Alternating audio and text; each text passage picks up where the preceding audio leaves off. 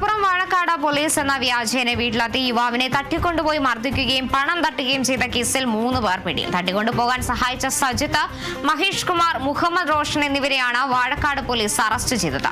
കാരാട് സ്വദേശി മുഹമ്മദ് ഫൈജാസിനെയാണ് സംഘം തട്ടിക്കൊണ്ടുപോയത്. തുടർന്ന് ഫൈജാസിന്റെ പിതാവിൽ നിന്നും 20,000 രൂപ മോചനദ്രവ്യം ആവശ്യപ്പെടുകയും ചെയ്തു. ഒളിവിൽ കഴിയുന്ന മുഖ്യപ്രതികൾക്കായി തെരച്ചിൽ നടത്തുന്നതിനിടെയാണ് സഹായികൾ പോലീസിന്റെ പിടിയിലായത്.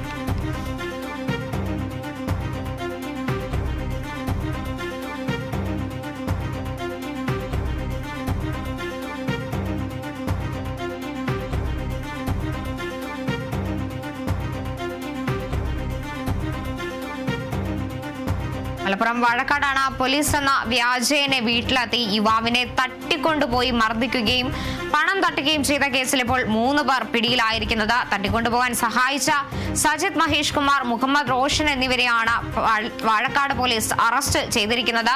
കാരാട് സ്വദേശി മുഹമ്മദ് ഫൈജാസിനെയാണ് ഇത്തരത്തിൽ സംഘം തട്ടിക്കൊണ്ടുപോയത്. തുടർന്ന് ഫൈജാസിന്റെ പിതാവിൽ നിന്ന് 20,000 രൂപ മോചനദ്രവ്യം ആവശ്യപ്പെടുകയായിരുന്നു. ഒളിവിൽ കഴിയുന്ന മുഖ്യപ്രതികൾക്കായി തെരച്ചിൽ നടത്തുന്നതിനിടെയാണ് സഹായികൾ പോലീസിന്റെ പിടിയിലാവുന്നത്.